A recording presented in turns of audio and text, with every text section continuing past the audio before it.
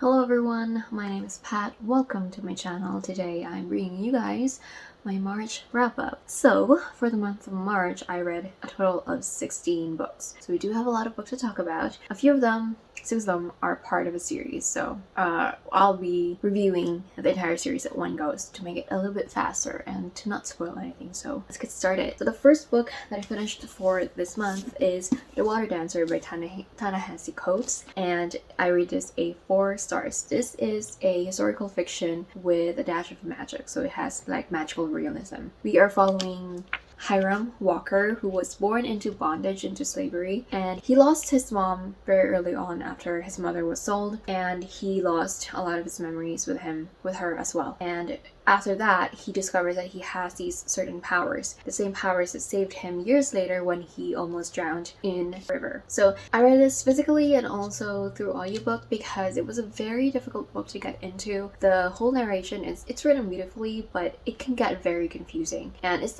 not told in a linear timeline. It got very confusing when it like switched to another timeline, because there wasn't really like a specific indication that it's moving to a different timeline and it's telling a person's story or a different person's story. So yeah, it's very emotional and very educational. If you guys didn't know, I only moved here from the Philippines about a few years ago now, so I didn't really know about US history and US slavery. I knew about it, like some of it, but I didn't grow up like listening to the history of it. This was very educational for me. It features certain characters from history that are very pivotal in terms of the changes in slavery and how that had happened. So I did research while reading this to get a little bit more of a better idea on how a certain social situation was, etc. So I really enjoyed reading this. It was difficult to get into, and the audiobook definitely helped.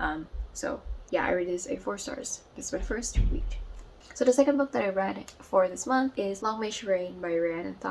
This is a YA standalone fantasy. I rated it as a 4 stars, and we are following our main character Freya, who is the 23rd in line for the throne. She becomes queen after the gruesome death and massacre of the king and the closest people around him. And so she unexpectedly becomes a queen, and she's not really someone who ever really thought that she was going to be, queen, or even very close to being queen, because she's a 23rd in line and she prefers staying at home in her laboratory and experimenting. And she finds herself embroiled in the politics and in danger as she starts to investigate what really happened during the royal banquet where the king and the closest people to him got murdered. And he discovers about the kingdom that she lives in that she didn't really know much about, because she was more focused on her own interests and not really the kingdom and the people that she now has to think of and take care of and govern. And I really liked her character because she has like her own thing that she likes doing, and I find that was very similar to me. I didn't really have a great idea of the bigger world around me because I was so focused on the things that I like. And I have this, she also suffers from social anxiety in the beginning of the book because she's not used to, being around other people and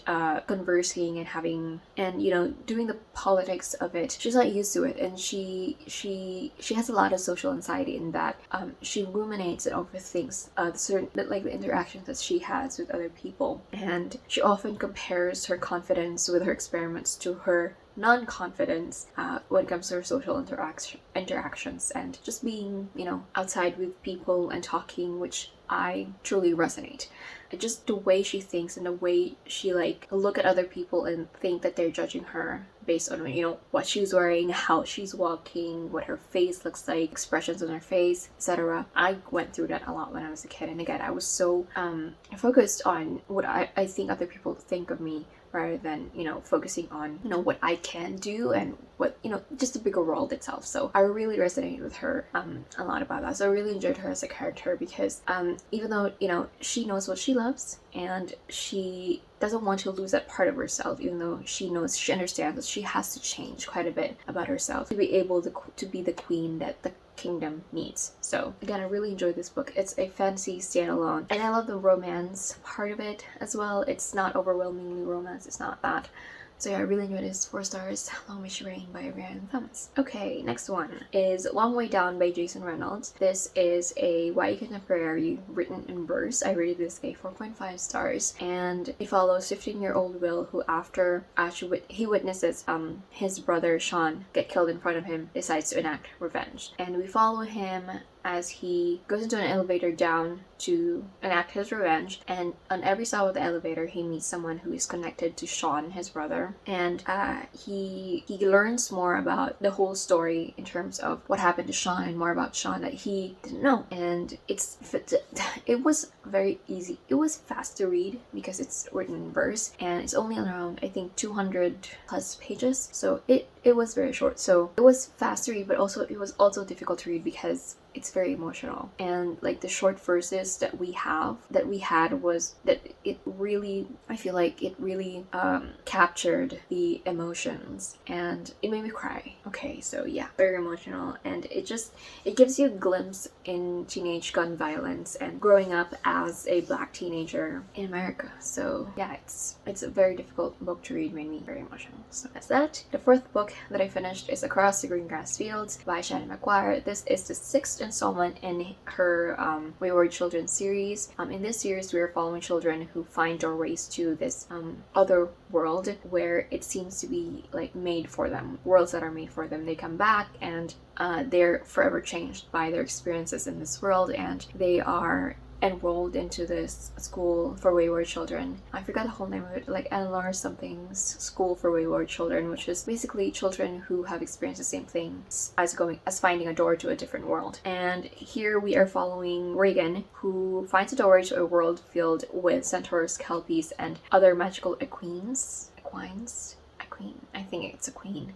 And in this world, its human visitors are expected to step up and be heroes. And she grows up in this world. She starts, I think she was 12, and then she spends, I think, 4 or 5 years here in this world. And she grows up in this world. Her interests are seen not as weird and different, and learns to accept herself and what it means for her to be a hero. And yeah, it's a lot of fun. I really enjoyed this. 4.25 stars. I don't know if I said that. And yeah, I definitely will be reading the rest of the books in this series. I think there's 2 more that's coming out. Yeah, they're very short. They're short novellas. They're like 200 to 300 pages. So I enjoyed her as a heroine, and she has very strong principles and a firm countenance, but she's very still open to change and learning more about the world around her and how she can move about in this world. So yeah, that is Across the Green Grass Fields by Shannon McGuire. Why am I getting Shamanto? Okay, the next one that I read is Desperate Measures by Katee Robert. I rated this a 3 stars. This is an adult romance. It is an erotica. It has quite a lot of trigger warnings. There's a lot of sexual violence. There is consensual, non-consensual sex.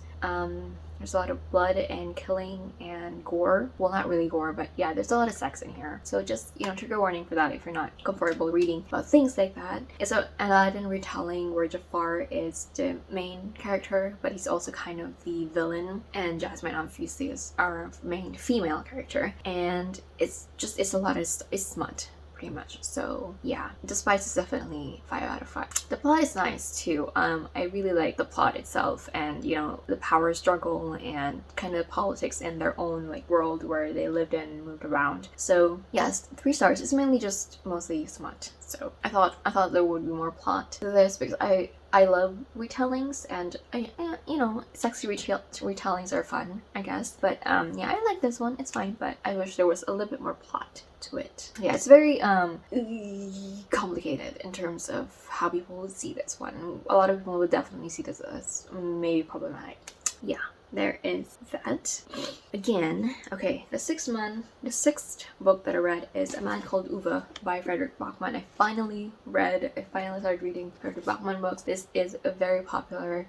I initially know this as very similar to the movie Up, where we're following a grumpy old man. And in this book, we're following him as he gets these new neighbors, just new chatty neighbors with their even chattier daughters, and they move in and kind of turns his life upside down, and even the whole neighborhood kind of changes with the arrival of these 2 neighbors. And there's a cat there's neighbors going inside Uva's house that he doesn't want to be there, and it's like it's heartwarming. I cried a lot in the last few pages. I rated it 5 out of 5 stars, by the way. If you guys didn't guess, this is a 5 out of 5 stars for me.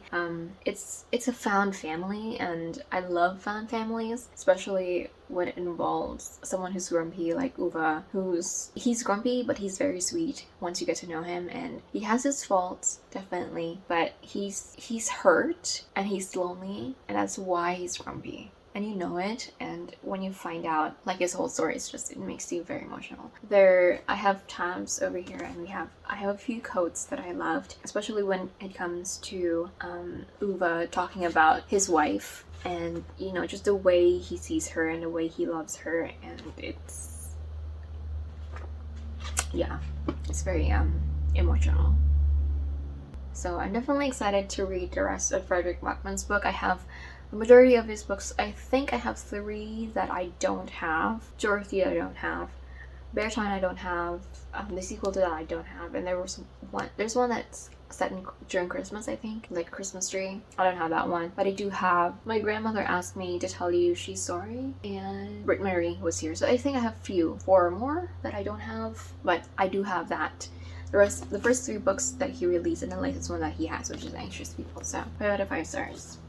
Made me very emotional, but it's a beautifully written book. I feel like it's a book that everybody has to read at one point, because it just tells you, it just shows you the importance of human connection and finding that connection with other people. Just, yeah, very emotional. I'm gonna put that down because I don't want to start crying. Okay, the next book that I finished is Normal People by Sally Rooney. I rated this a 3.75, 3.5 stars. It follows a complicated relationship between Marian and Connell. This has been adapted to a TV series as well, and it's already finished. It's like a mini series, so it's already done, and we are following Marian and Connell, their relationship from high school, where Marian was a loner and Connell was a very popular and well-liked student. When they go to college, and kind of their social standing gets switched, and we just follow them as they are together but also not together, and just the relationship that they have throughout the years, from friendship to lovers, back to friendship, maybe lovers, kind of in between. And again, it's very complicated, and it was it was actually confusing to read this book a little bit, because there are no quotation marks for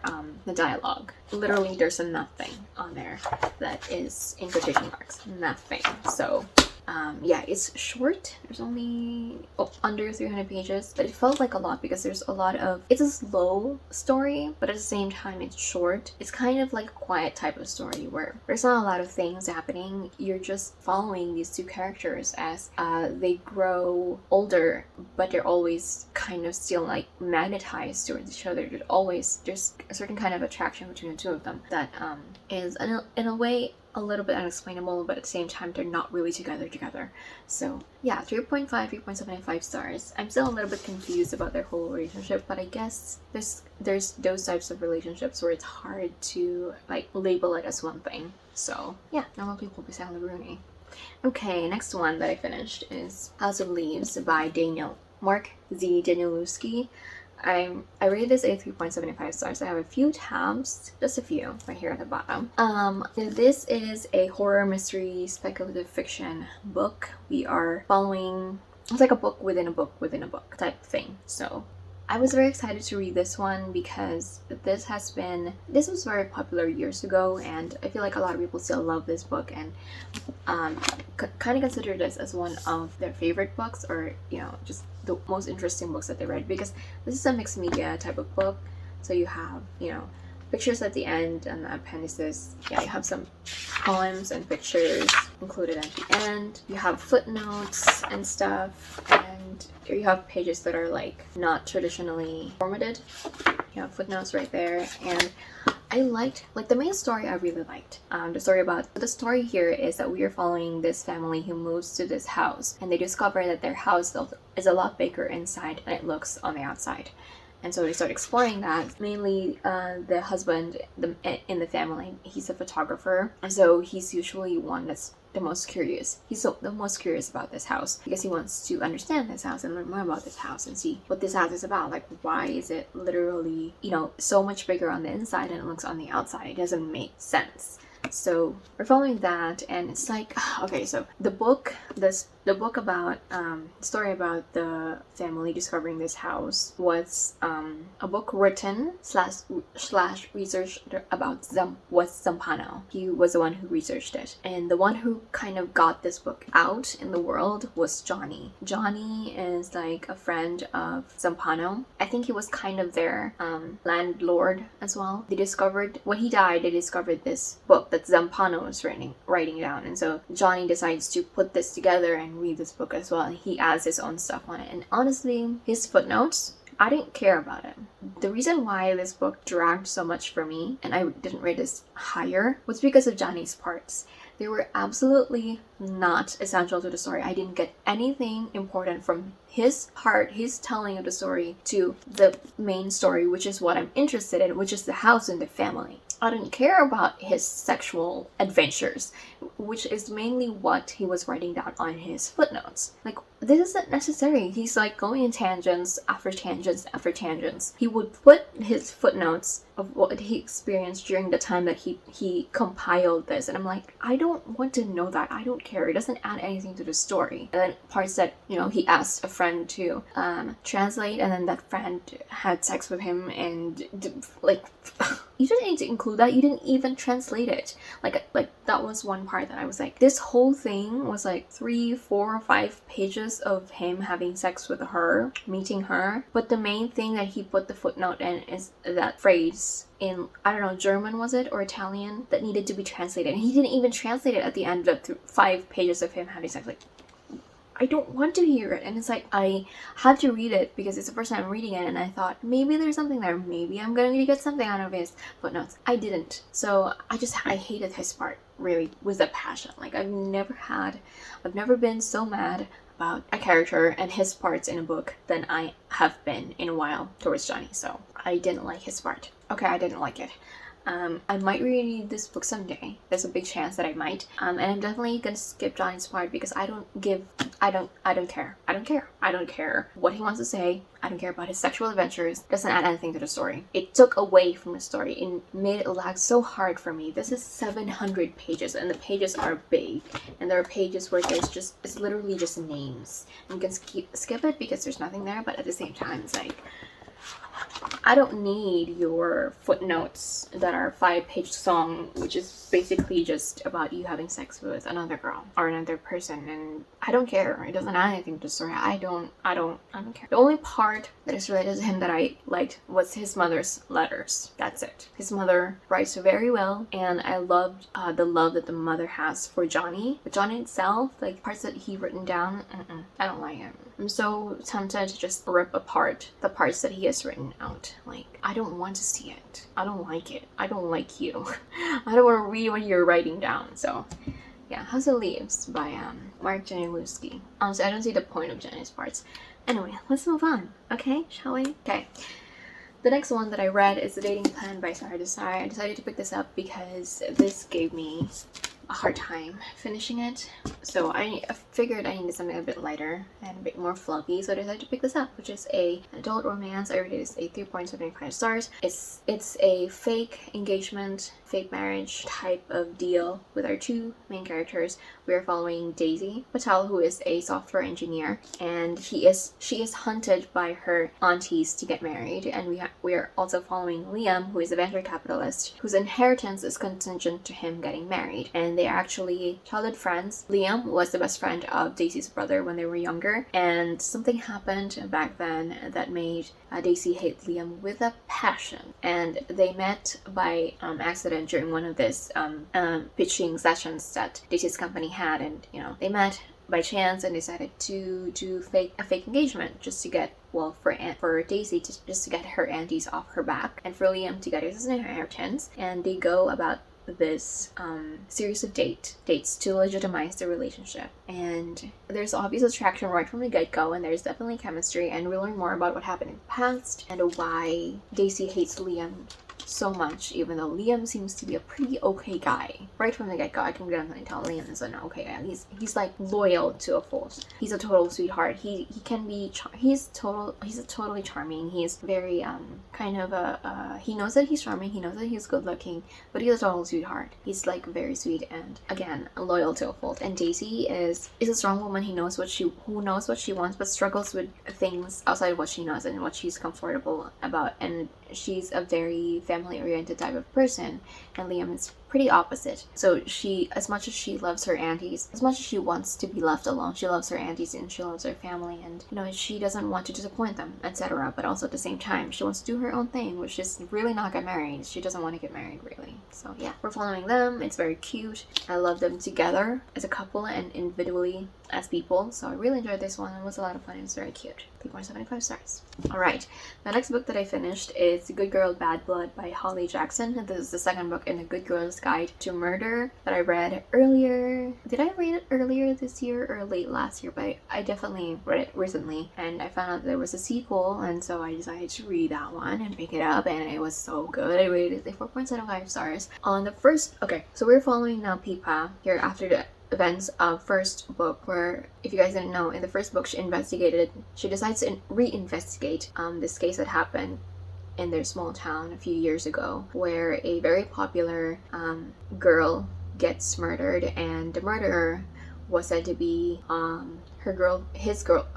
boyfriend at the time, and Pippa doesn't believe that the boyfriend actually did it, because the boyfriend also committed suicide days after the murder. So yeah, she reinvestigates it. She finds the truth behind it and the stories of the people that are related to this whole thing, and she discovers a lot of the secrets that her town keeps. And in this second book, we are following her as she does a podcast for the trials, following, you know, the events of the first book. And here, her friend goes up to her and asks her to find his brother for him. His brother went missing, but the police aren't doing anything about it because the brother is already an adult, and there has been a few times that he's gone missing, but he always comes back. But this time the brother believes that there's things that are happening that tells him that he's not coming back, or there's a big possibility that has something that happened to him. And so Pippa decides to investigate about this, and she learns more about the town. She learns more about the secrets that people are keeping in this small town that she lives in, and she struggles with the trauma that she experienced during the first book, where it's very dark. Even though it is YA, it deals a lot with death and mental health and drug use and abuse, especially in the first book. And yeah, it's very dark. It actually made me cry so hard, and this is one of the only books now that I couldn't put down. Like, I literally stayed up until 2 a.m. to finish this book because I wanted to see where it ends, and I was crying. Okay, I was crying a lot, and so the next day my eyes were swollen. I didn't expect to be crying, but yeah, it became a very emotional book for me. I really enjoyed this one still. Just the whole process of finding, you know, the truth behind the events and the people around these events was very well done. So I'm definitely going to be reading the third book. I think it's the final one for the series. So yeah, Good Girl Bad Blood by Holly Jackson. Okay, the next 4 books that I'm going to be talking about are part of a series called the Titan series by Jennifer L. Armentrout. This is the adult spin-off of her debut series called The Covenant, which I read when I was very young, and I remember enjoying it so much.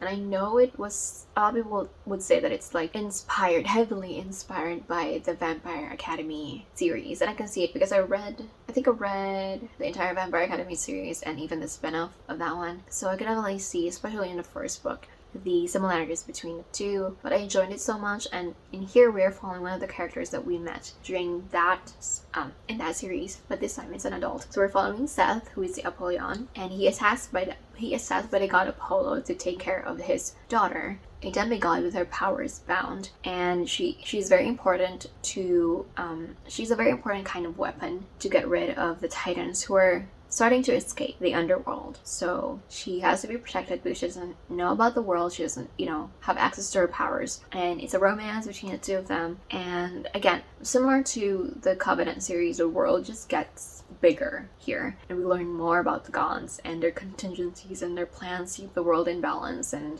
yeah, and it's I really enjoyed the way the characters grow and change. It gets very dark and emotional, and there's a lot of mess, roller coaster mess, because of the gods, which is very similar to the Covenant series. It's the gods mess, and it's always the mortal people, the half humans and part humans, that have to clean up their mess, because they're gods, but they're not perfect, and they're always making a mess because they have a lot of ego. They have very big ego. So yeah, I really enjoyed this one. I rated the entire series a 3.75 stars. It's a lot of fun. And I did enjoy the world.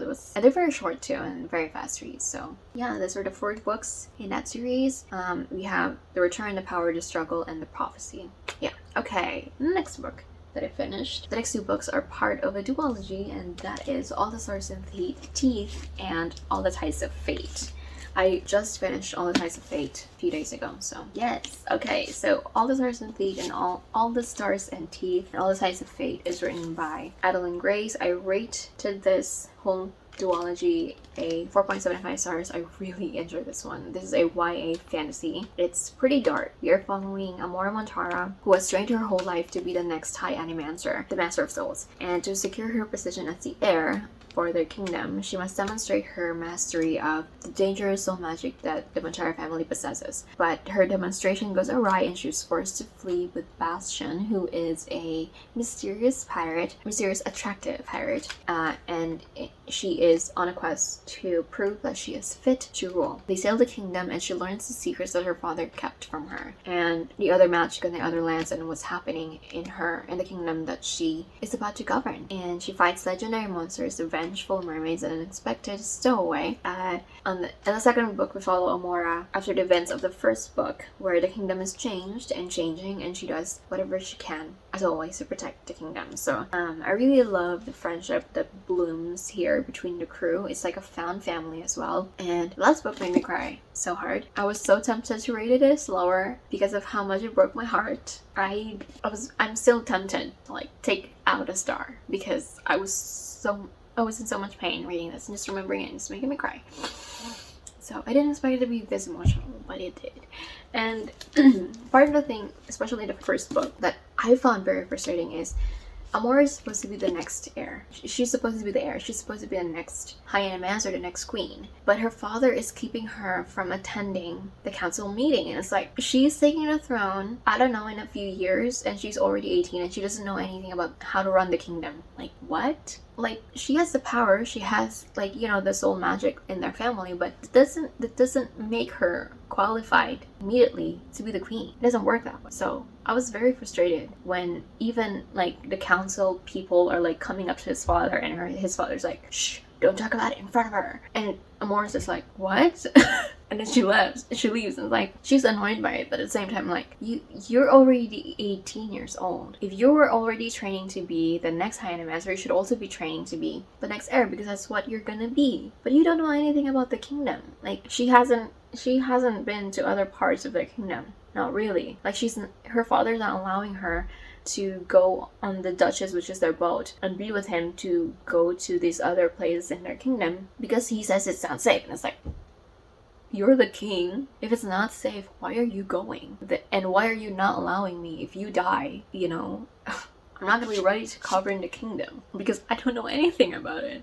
You're hiding things from me. So it's very frustrating. I was like, and it's like, as much as Amora is like a very strong, determined character, I found it very annoying that she's like questioning more the way her father had brought her up. And yeah, she's frustrated. Like, she knows she should be attending these meetings as well, but it's like she didn't really do anything about it. She just follows what her father wants, and that's one of the faults that I found in Amora. Again, she's not perfect, obviously, but she just follows what her father wants because she loves her father so much that she just lets him do whatever he wants. And it's kind of annoying to me, but also I get it. But she's also very temperamental too, so I really like that about her. And I enjoy following her as a character throughout these books because she is very hard-headed. She's very stubborn. She wants what she wants, she gets it, but at the same time she grew up kind of sheltered as well, and so she kind of depends on the sheltering that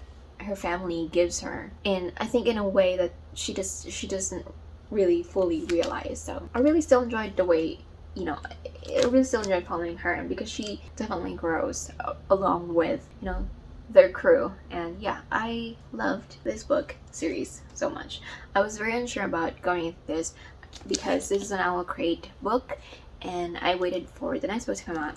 Thankfully, it was only a duology, so I didn't have to wait long, and this recently just came out, and so I'm very happy. I really like this book. So yeah, All the Stars and Teeth and All the Tides of Fate by Adalyn Grace. Those are the last books that I read for this month. And yes, we are finished, and we are under the 40-minute mark, which is great. Definitely can cut this down to 30 minutes, hopefully. But yeah, that is all for the books that I read for this month. If this happens still for next month, and I find myself reading a lot of books still, I might do a 2-part wrap-up, maybe a mid-month wrap-up, depending on what I feel like would work. But yeah, if I still read, like, I don't know, over 10 books this month, I'll do that. So yeah, that is all for this wrap-up. Hopefully it's not too long again for you guys.